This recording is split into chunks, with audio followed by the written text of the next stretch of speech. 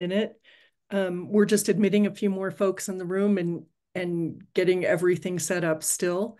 This is our core conversation, and we're going to be talking about outreach today.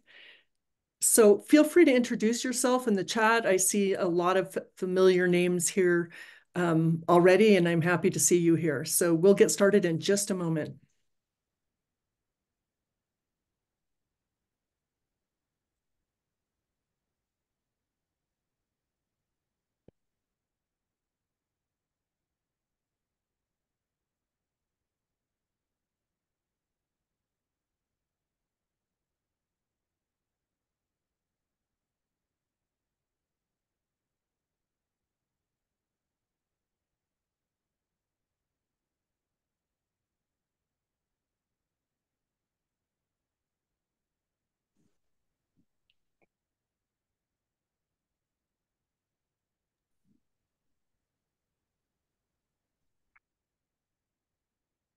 All right, as we're still letting people into the room, I guess I'll go ahead and get started on my spiel.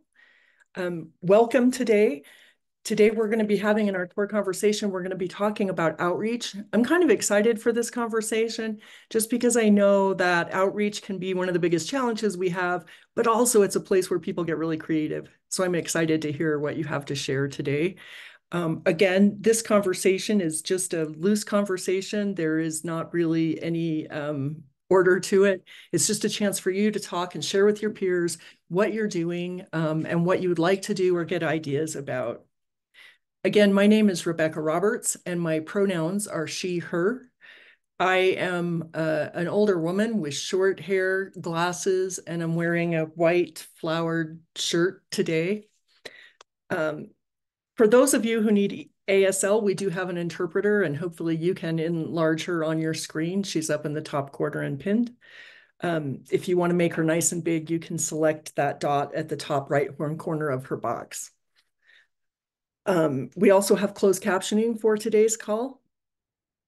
And as always, we're just going to have a conversation today, so feel free to jump in. We're just going to be talking about outreach. I see a few folks here that I think I've talked to about outreach a little bit before. So let me go ahead and let you get started. Who would like to share one of the questions they have about outreach or something they're excited about doing in outreach? Let me go ahead and... All right, go ahead and share. I see somebody with their hand up. I'm having a little trouble managing my screen here. Emily?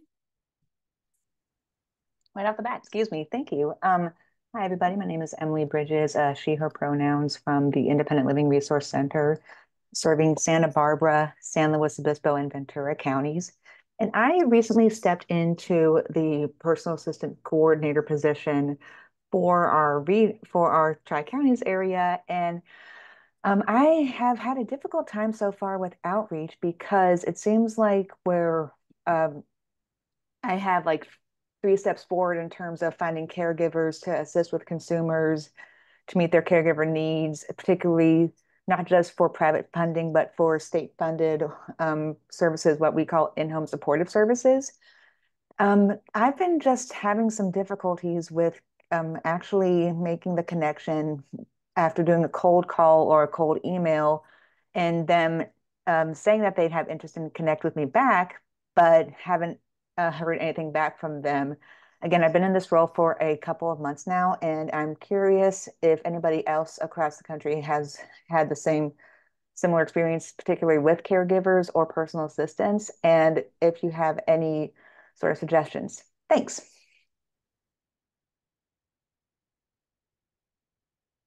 Oh, and I apologize. I also put my phone number and email in the chat for you all. Thank you. Does anyone have an answer or a discussion related to her question?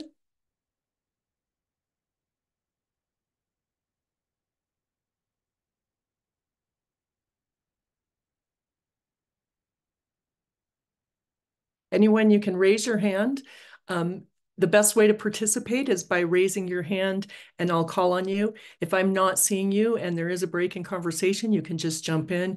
And I'll also be monitoring the chat to see if there's anything that we'd like to bring in the conversation and chat. So if you have any difficulty participating in the conversation or raising your hand, you can just put it into the chat.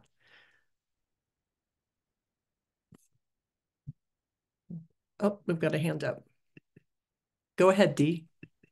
Hi, everyone. Thank you. My name is Dee Henry. I use they, she pronouns, and I'm the Disability Rights and Advocacy Specialist at Independence Alliance, which is a SIL in Cincinnati, Ohio. And I don't have a perfect answer to that question, but it's definitely a big issue in Ohio. The direct carers crisis, trying to connect people with the services they need, but also, looking at the big picture too of, people are underpaid, there's no benefits for these jobs. So kind of looking at that big picture. So my recommendation, I forget who actually asked the question, but there's a statewide advocacy group in Ohio called Breaking Silences. I don't know if anyone else has heard of it, but a lot of what they do, they have several different committees for advocacy efforts, and they focus a lot on the direct care workforce and doing advocacy efforts around these topics that you're bringing up.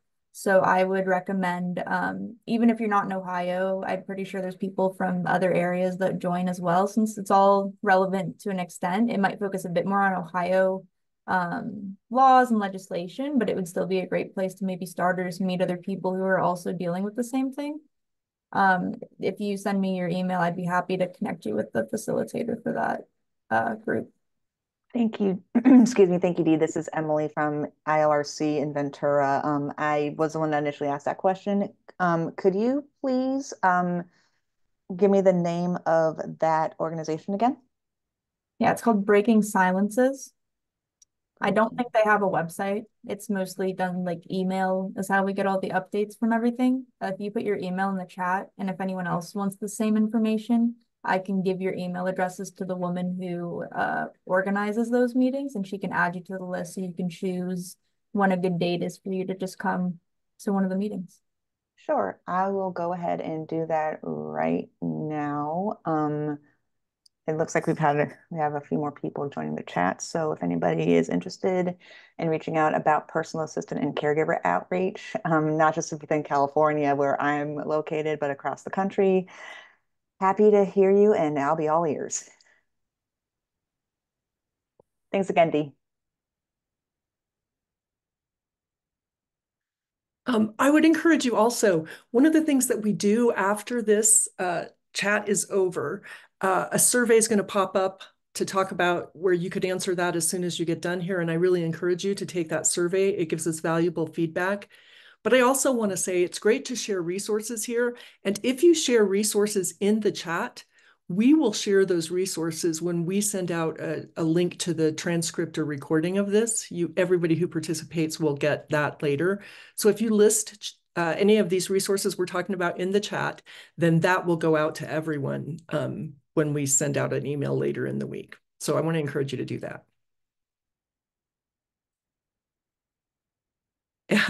Anyone else have some ideas for Emily? I do see some hearts for Emily going on here.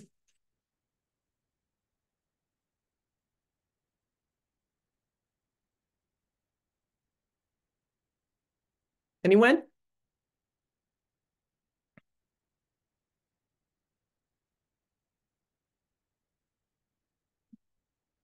Would anybody like to share some of the things they're excited about with outreach recently? Or ideas they've learned from other SILs, ideas they're looking to try?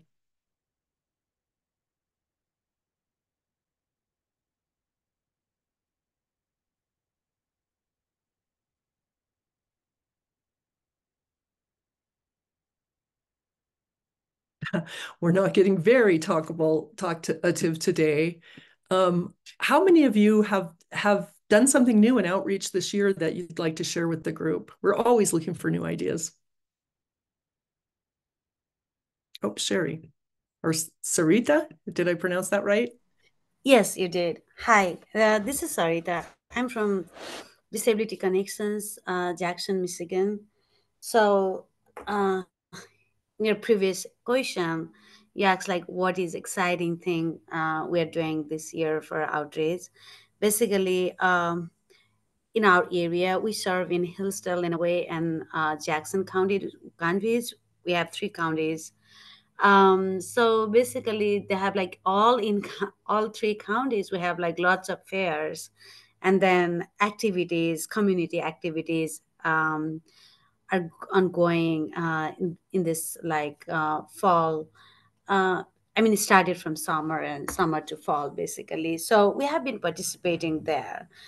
In some of the events, we are doing accessibility assessment, and most of the events, like we are setting up our table and sending out resources like brochures and sharing our information about our services.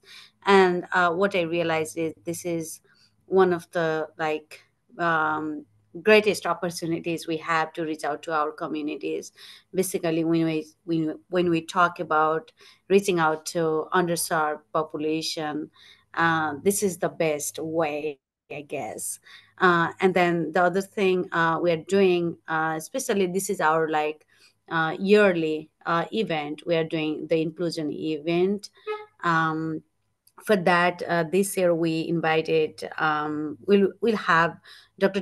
Temple Grandin as our main speaker. So yeah, we are excited about that. And then through that event as well, I mean, we have been reaching out so many people and communities, and they're excited about like joining that event. So yeah, we try to, I mean, besides our regular, like collaboration with media, local media, we try to attend like network meetings, and then establish collaboration with other stakeholders, including other community organizations. So that is kind of our outreach activities or initiatives.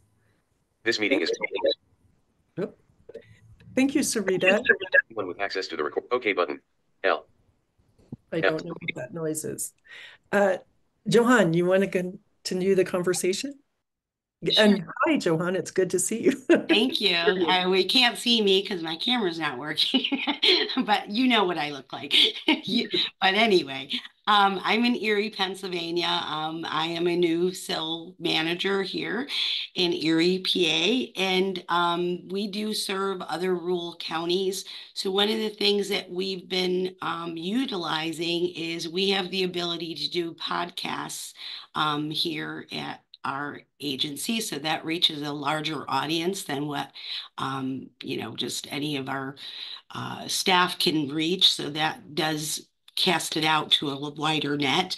One of the things that we've been doing is trying to use that podcast as a tool. So we advertise any agency out there that has an event and wants to come to our facility to talk about their current events or something that is coming up that they'd like to share with the community.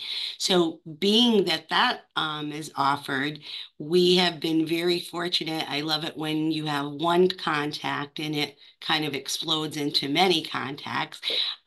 So we were able to get on board with our Department of Health and our Department of Public Safety.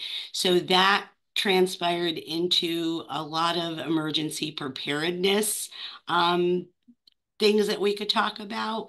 And we just got off the phone this morning. We are just being really glad to be part of the Erie County Registry for Emergency Preparedness. So we've had a stake in developing the registry so that any emergency personnel would get a alert to the address that they're responding to. Then that has transpired into us being invited to speak at different events. So, I mean, it's just been one thing after another. And it's just been something that we've created a whole system advocacy change to be the catalyst for how the the emergency preparedness in this county is operating, and it's spreading like wildfire into other smaller counties. So I'm very happy and excited about, what became an idea of a podcast was just extended into a really huge outreach for the community, and it's changing the systems and how people are, able to use it to their benefit for safety. Thank you, Johan. Podcasting, that's a really excited idea. Christina, just before we move on to you, I want to read one post that's been in the chat for a while. Madison Wilson, her mic is not working, so she asked to share in the chat. One of her favorite things to do during outreach is to look around at other tables, organizations, to see what they're handing out and if it is accessible. She gets some of her best ideas from other organizations and can also, use it as an example to talk to them about accessibility. Thank you, Madison, for sharing that. Christina, go ahead. Good morning, everybody. I am from Disability Network Capital Area. Our network services Eaton. I always forget where Lansing, Ingham, Clinton, and Shiawassee counties. And our biggest project that we have been working on, I don't know if this is going to show up. I'm not seeing it very well. Can anyone else see that? No, I think it's because there's a setting for her video that blurs the background. So okay. Okay, I think you're right. Thank you. But how do I undo that? there's like a little triangle by the video thing, and you'll click on that, I believe. And it says blur my background because I have the same thing. Okay. There we go. That's better. I don't know how much you can see, but we are in the process of raising funds for ramps within our 4 counties. And Justice Bernstein is going to come and speak.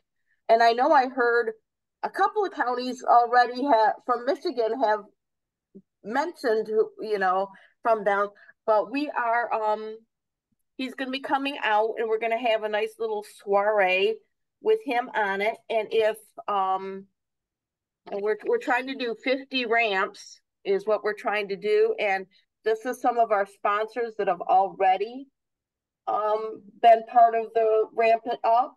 That's the name of our program. So that's what we've been keeping busy with. One of the many things that we've been keeping busy with here out at Disability Network Capital Area. Nice. Thank you. It sounds like bringing speakers into or holding events is a popular advocacy effort. I'm going to make a shameless plug since we don't have anybody with their hands raised. I guess it's not shameless because it came up. Emily brought up the question earlier about her question about outreach for building the SILS caregivers. And I just want to say we have April Grassroots webinar planned. You'll see this coming out in email in the next couple of days. But for September 5th, where we have a couple of speakers going to talk specifically about this issue. The April Grassroots webinars try to pick issues that particularly affect rural communities. That's something that affects every community, but for rural communities, it has a larger impact. And so if you want some ideas on how to advocate, there are lots of programs and policies you can advocate for that will help with caregivers. And so that's September 5th, and you'll have an email coming up. Thank you. I hope that's a good resource for you. I'll put the resource for that also when we send out the resources shared. Haley, go ahead. Kaylee, are you? Hello, my name is Callie. Callie, I work at Society's, that's okay, happens all the time. I work at Society's Assets in southeastern Wisconsin. And we did a fair on a sensory day. So all of the attendees were specific to the people that we would work with and their caregivers. So it was like a really nice concentrated group of people. And so at our booth, we had assistive technology, lots of fidget things for children going back to school, we had like a latex-free band that goes around the two front legs of a chair so that the students can bounce their legs and kind of get their wiggles out that way and still pay attention to the teacher while talking. My boss, the marketing director, she made a game, and it's like a spin the wheel game.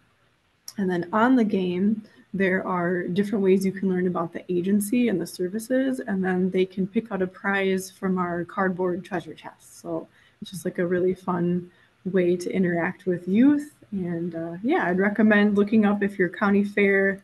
I know we're kind of coming to the end with fair season, but sometimes other places will have like a sensory day as well. So you can look for that. Thank you. You're welcome. That's a great idea. Mary, I see you had your hand raised. So I work at a center in Nebraska. We serve 50 counties of the state, and we were participated with partners in writing a grant with Nebraska Recycling, and we were requesting money from the Nebraska Environmental Trust, and it was for durable medical equipment recycling. And so we're doing 4 events across the area, and there'll be 2 days where people can bring in equipment that they haven't been able to get rid of. It could be power chairs, with a battery. Landfills won't take those. And then the third day is rehoming. And so we're giving out equipment to the public, individuals with disabilities who need that equipment, and it's free of charge. And so the event that we did in the Nebraska Panhandle 2 weeks ago, this is a more sparsely populated area. A lot of it is frontier defined. And we had a big turnout for the area, and we rehomed 132 pieces of medical equipment that was free to the public for equipment. And then we recycled batteries and metal and other products that day. That's awesome, Dee. A lot of people are, doing medical equipment and helping people out with that sort of thing, but to have a day that really focuses on it, gets that word out. That's great, Mary. Dee, good to see you here again. Go ahead. Hi, everyone. Dee again here. And there's a couple things that I wanted to mention that we've been able to do in terms of outreach and, serving the underserved communities. One thing that people might be interested in is an organization that we got connected with that provides rides to the polls. Now, they're not active in every state, but I think they're active in 19 states in the country. I'm putting a link in the chat right now. It's rideshare2vote.com. And we got connected with them through the Ohio Voter Education Committee, which I am a part of. And they provide free to consumers rides to and from the polls, either on voting day itself or on one of the days before the election if they need to drop off like an absentee ballot or something. And they do have completely accessible paratransit vans for their service. Yeah, they have different types of vehicles. So we got in contact with them, and the process of it is basically that you choose a region. It's about, they usually do a 20-minute one-way drive for each region that you might serve. And then they help you actually fundraise the money to cover the cost of having this van and the driver, who is fully trained on how to drive the vehicle and also on ADA rights for people when voting, and just in general, all of that stuff. And basically for each hub, as they call it, so each region, like we're doing one in Hamilton County and one in Butler County, is our aim this year, is to have these 2 vans on election day to be able to pick up consumers who need a ride, bring them to the polls, and then bring them back home. It's $1,000 per van, which is, in terms of organizational, that's pretty cheap. And we've already had some people potentially interested in donating to that. But that's just a really, I think, big thing that there hasn't really been an option for voting transportation and accessibility. And the person who I met with, who runs the organization, her name is Sarah, and she's really interested in the disability rights mission, and really was excited to meet with us and just hear about our organization and how she can be a part of it. So that was a really great experience because we know sometimes we go to groups and they aren't so keen to hear about accessibility and ways they can do better. So it was great to have that like great reaction. So that's one thing I wanted to share. And I'm sure if anyone wanted to reach out to her, she would be thrilled to meet with you. And the other thing that I wanted to share in terms of underserved populations that we've been doing for almost a year now is we've been hosting a peer and advocacy support group for disabled LGBTQ plus individuals. So we have been meeting monthly, both online and in person. All of our meetings are hybrid. And we have really gotten this core group of people who just to see like the difference in growth, even after just coming to a couple meetings, just the confidence is growing. You know, they will take a turn like leading different topics in what we discuss because we're discussing the intersection of those two identities and the unique barriers there are when you're in that situation. And we've had people say, you know, that this is the highlight of their month or that they don't feel like they would be able to do life without having this group of people who get what they're going through. Um, so that's something that I would really encourage other people to maybe think about is like a specific support group for like an intersecting identity, because oftentimes it's, you know, a support group for this particular type of disability, which is great. But sometimes there's some things in there that we miss that it's great to have that specific place and time that people can go to. And, you know, in terms of LGBTQ spaces, they're often not accessible.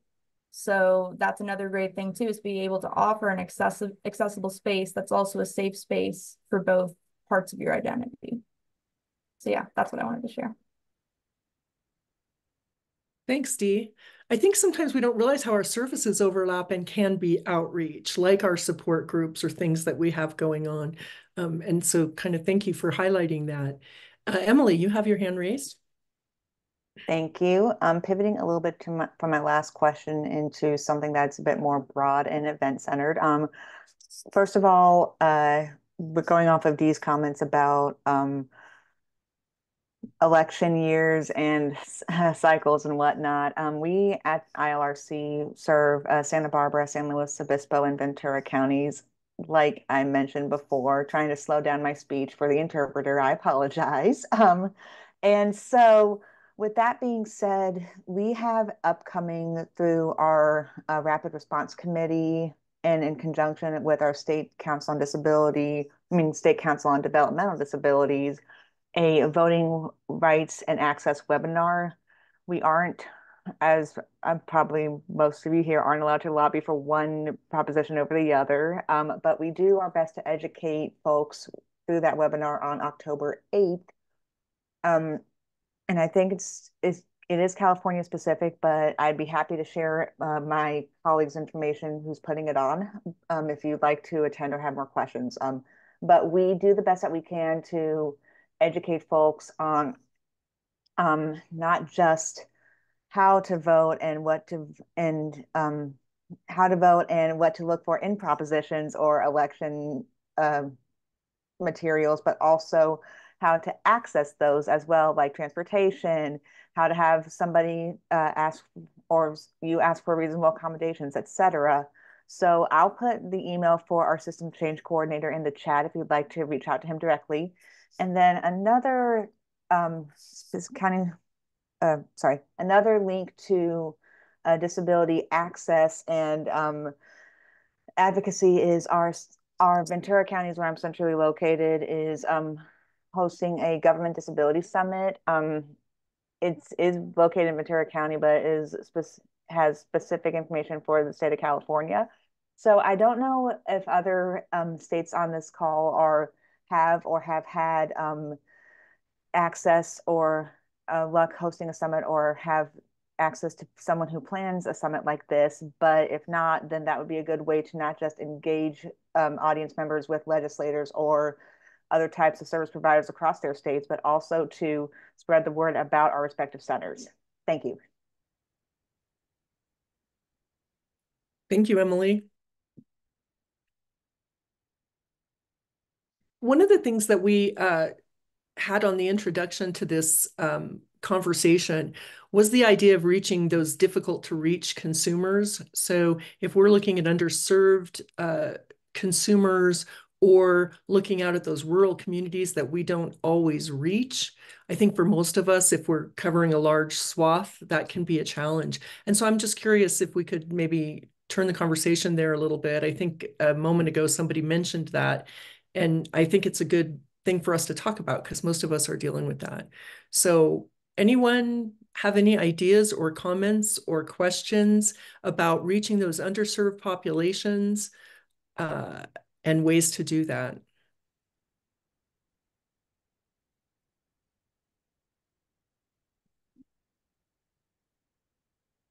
Thoughts?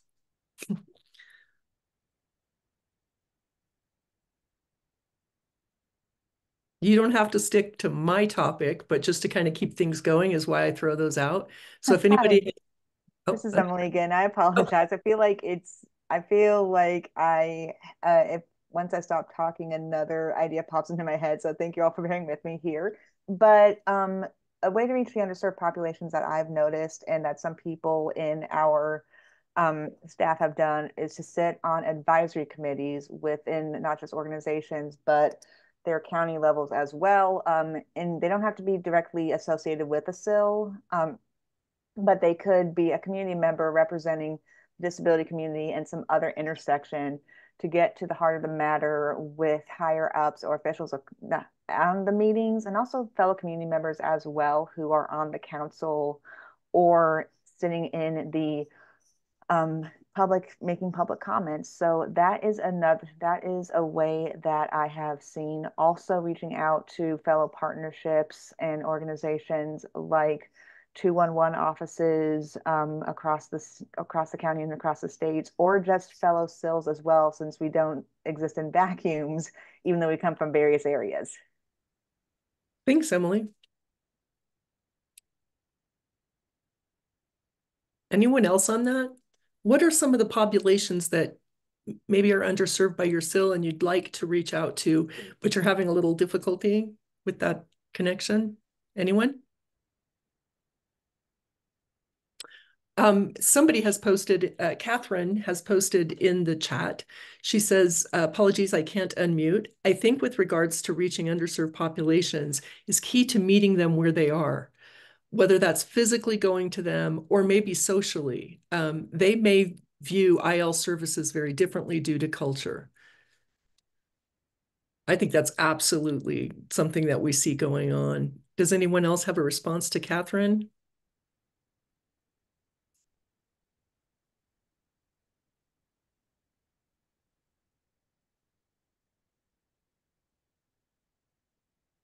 Any ideas for how to meet people where they are? Find out culturally where they are?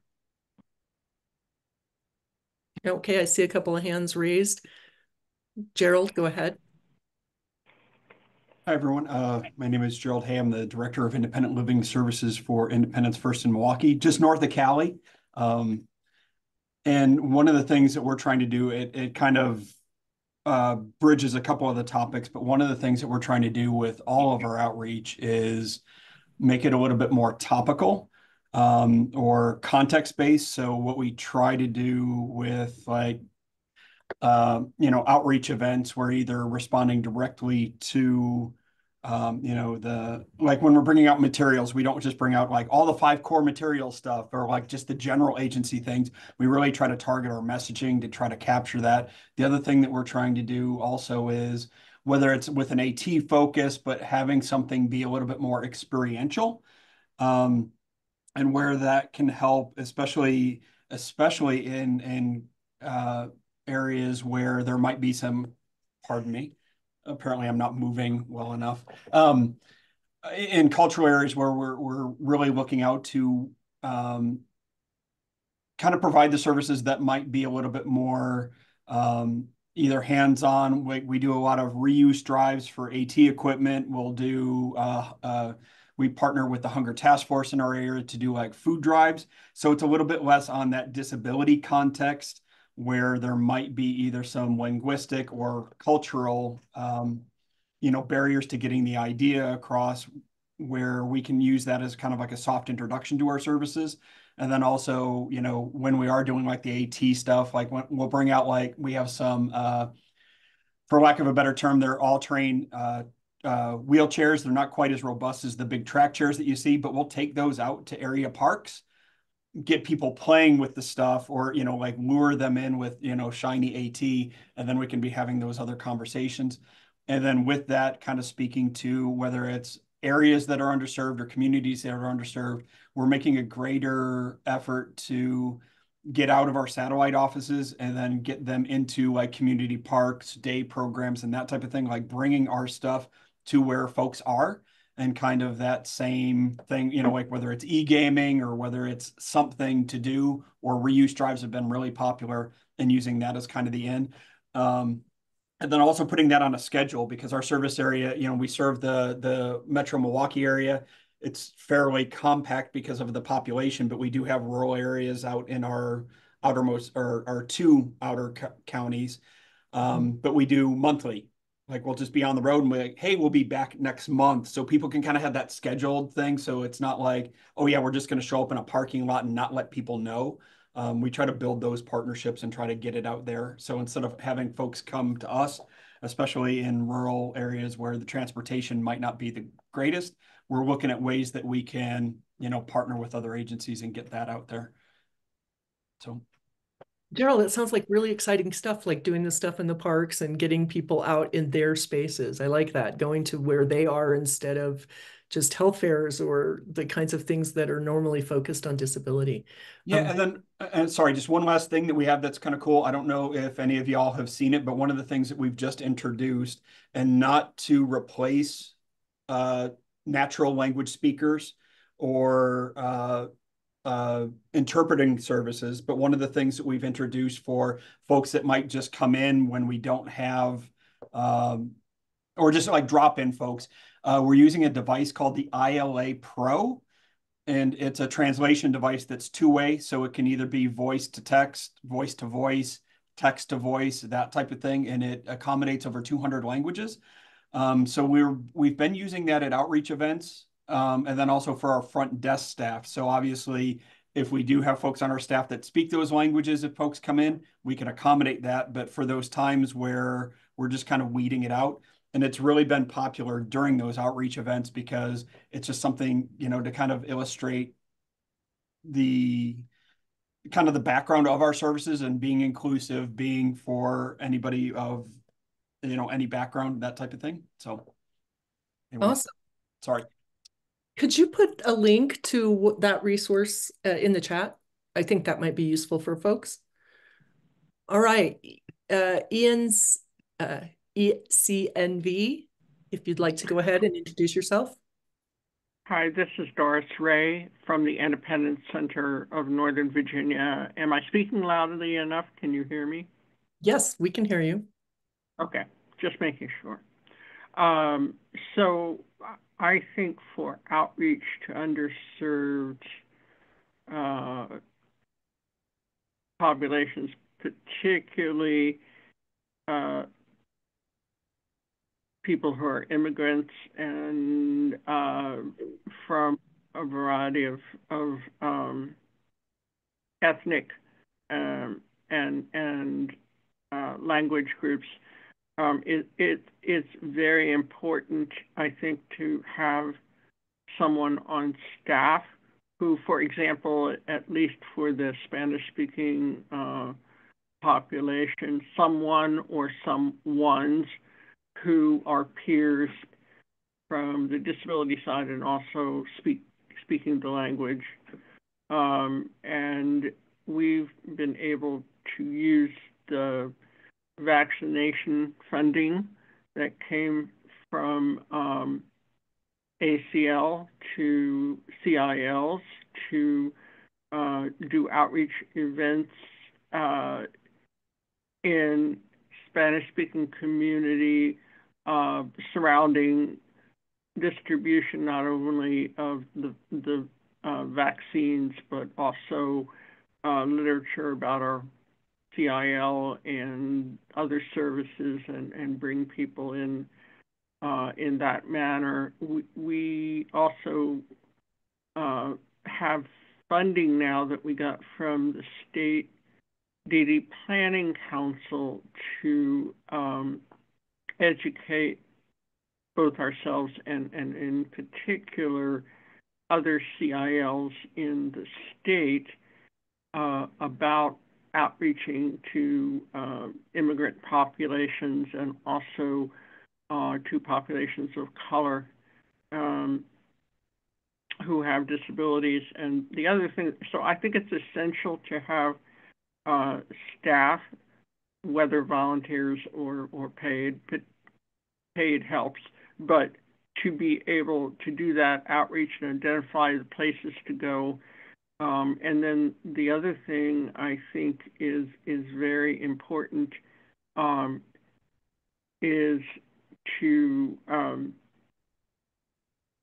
be able to ensure that your basic literature on services, your brochure, if you have one these days, it's not clear that everybody has printed brochures, but if you have that literature to give out at events, we have had our brochures both in alternative formats and in Spanish and English both, so that if we're at a county fair or school transition fairs or whatever, people can pick up our information and take it with them and read it in the language they speak.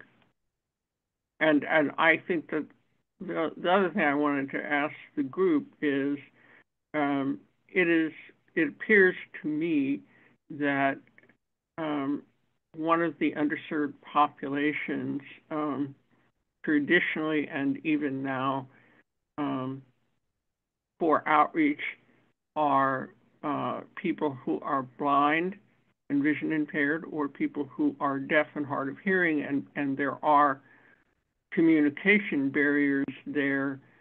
And so maybe there's an important need to address that. And certainly being a blind person and doing fairs and such, I have seen the positive response from both of those communities when we've had certainly the literature in alternative formats right there for people to take, not put your name on the list and get it later. And also when on occasions we were able to link together with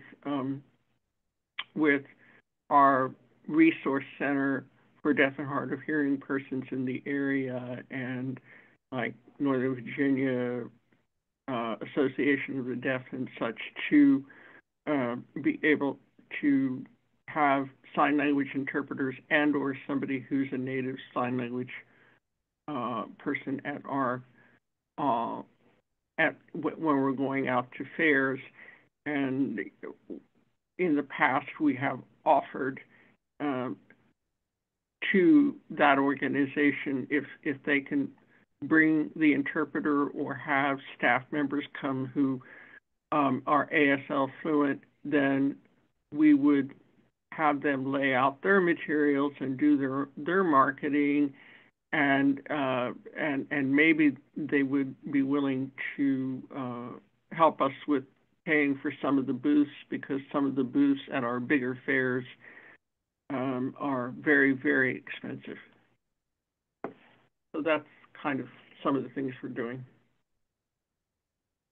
Oh, and I wanted to say one thing, that we had a relationship with the Mid-Atlantic ADA Center long ago. This is unfortunate, but I think it worked well, was that we put out their literature on ADA rights at our displays, and we even developed a disability IQ game based on that. But which is very popular. But the big thing, unfortunately, right now, the way the ADA information centers are working, you have to produce your own copies of documents, and that's kind of unfortunate because we don't have the kind of stock we used to have. And we even got small grants to help us pay for the booths. Wow. Thank you for sharing that, Dorothy. One point I want to just highlight and kind of lift up from what you were saying is that idea of universal access to our materials. Instead of putting names on lists, which I know I have done in the past, but actually making sure that you have materials there that are in a variety of formats. And I love that at events you are having a sign language interpreter there. I think that's a great idea for our outreach events if we can do it. Universal design. That's the expensive part. That's the expensive part. So, Yeah. we can't do it as often as we would like to. But thank you for sharing. Dee. Yeah, hi, this is Dee Henry again. I wanted to also echo a similar sentiment for that peer support and advocacy meeting that we host. We also make sure to have interpreters there regardless of if someone requests it. And it is definitely, costs money, but one thing I was going to say that other people might, if you're interested in also having interpreters, but cost is an issue, we work with the local Cincinnati State College, that we work with their program, and because they have ASL interpreter training programs there, so usually they send one professional and one student to our meetings so that student can also practice, but it means that it's a lot less expensive. I think it's like $70 for an hour and a half meeting, which is much less than the other providers in our area were. So that might just be a recommendation to help with costs and also give people a chance to get practice in. And I will say that the interpreters who have come to those meetings, they really enjoy it. And they've actually even helped us with outreach by sending out the meeting to their whole list of people. So it can also become like a nice relationship too with that interpreter service. Thank you. Before we have other comments, I just want to remind you we have just less than 15 minutes left to go. I do want to remind you at the end of this to stay on and take that survey that's going to come up, because that feedback is really very important to us. I also want to just tell you that next month in September, rather than have our core conversation on just one day and the same day, we're going to be holding two core conversations. They're both going to deal with youth. I believe one of them is going to be on youth services, and the other one is going to be on youth transition. The first one is going to be September 11th. I'm sorry. Yes, September 11th. So our core conversations are going to be slightly different dates next month. And so I want you to keep your eyeballs out for when those are going to be when you see that email. So it'll be a little bit different and it will be focused on youth, but we're really excited. Those will be coordinated by Harm, our youth coordination specialist here. So I encourage you to attend those. Also, April, in their grassroots, we've started, if you're interested in advocacy, we've started holding twice a month advocacy calls. These are open conversation calls just like this one, but they focus particularly on advocacy. And we'll have the first one of those conversations will be coming up. Let me see on my dates here. Tomorrow, actually, starting at 11 Mountain Time, just like this one does. So a little bit of stock there. Sorry to interrupt the conversation. And again, we have a little more than 10 minutes left. So I encourage you to respond to the ideas that we've already had or share your outreach experiences.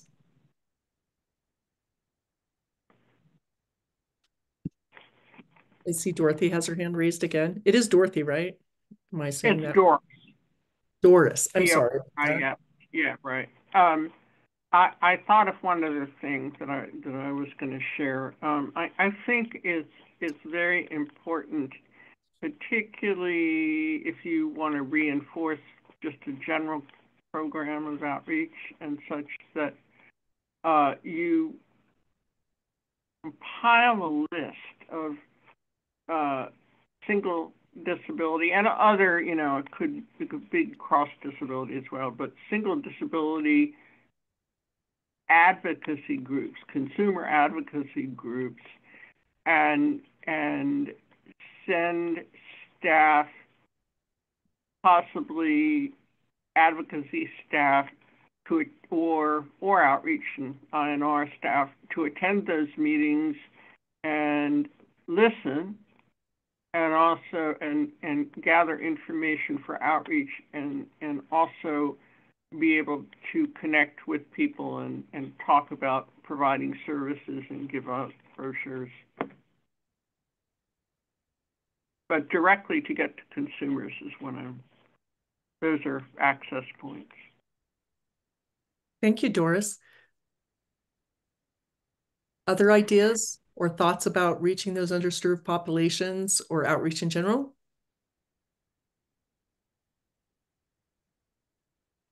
I know a lot of you are using some great ideas out there at your CILs. If you'd like to share those, or if you have questions or concerns about outreach where you might get some answers here from your peers.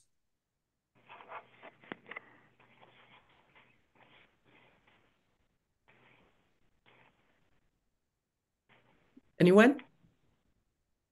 Doris, I see you still have your hand up. Were you? Oh, I think I thought I was lowering it, but I will ask the question. We have one very large rural area. It's not rural, but it's actually suburban, with half of the county being rural, farmland and various other, larger.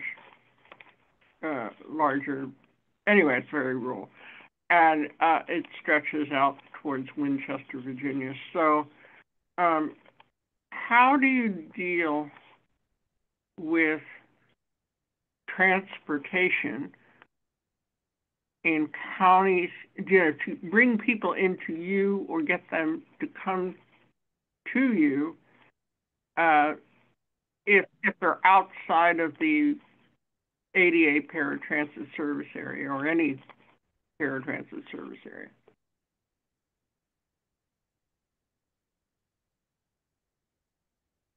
It's a great question. That's part of outreach, right?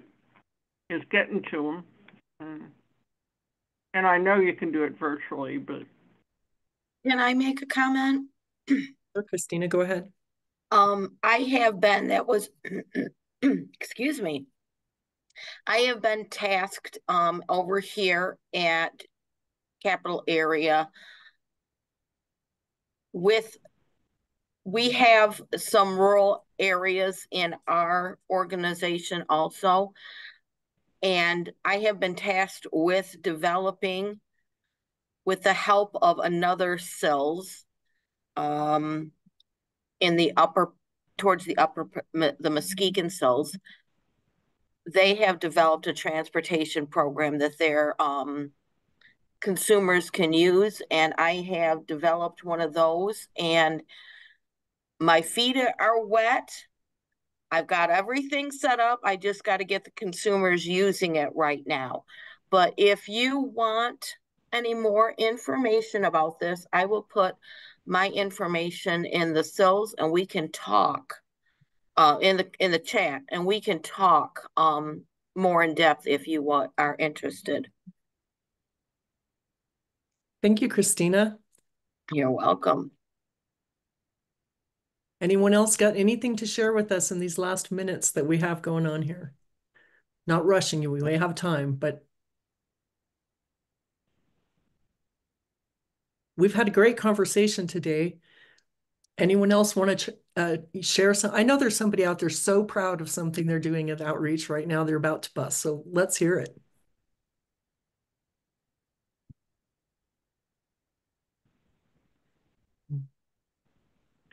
This is Doris. Can you send the chat? I don't have access to the chat. You don't have access? No, the information that's being shared in the chat. We will send it out with the email follow-up. Okay. So you should have access to that there. You'll have access to the whole chat, but we'll also just pull out those resources and include those in the email. Thanks. Good afternoon. Can you hear me? Yes, we can. This is Louise Edwards Pear from the Peninsula here in Virginia. And one of the suggestions that I presented to our board was to research, take a look at purchasing a vehicle that we could use as an office. We have hard to reach locations as well, and we have, consumers who have talked about the inability to reach the centers, the satellite centers, et cetera, et cetera. And I said, well, why not? What's wrong with having a vehicle that we can move around to the various cities or wherever we need to go, and circulate a schedule so that the residents will know when we're in the vicinity. I don't think I'm not thinking out of the box because I know there are other services. They have like a medical van, they have a van, I'm not a van bus, and they have another one for dental. But I do think it's realistic to research it and see if it's appropriate, for your center. Thank you for sharing that. I think that's an awesome idea. I myself love a bookmobile. Like even now, if I see one in a park, I will stop. And I have heard from some other sills that are doing what they call road trips across their more rural areas. But it's an absolutely great idea and appreciate you sharing that. We are just about out of time for this meeting. I'm going to go to screen share so I can share some contact information and some attribution information about ILRU and the grants that pay for our core conversations. I want to encourage you again to do the survey. That information is really helpful to us when we look ahead at chats that we're planning, and encourage you again to participate next month, but be looking out in your email because the dates will be different. So let me go ahead and share my screen. And I will give you first my contact information. And so there is my contact information. If you need to get a hold of me or have any feedback or ideas for our conversations or other support, that would be great. And again, a thank you to the ILNet for helping us fund this core conversation. And a big thank you to everybody that came on and participated today. There were some really good ideas about outreach, and I appreciate that. So thank you all. And we will end. You have 3 minutes extra time today. So thank you.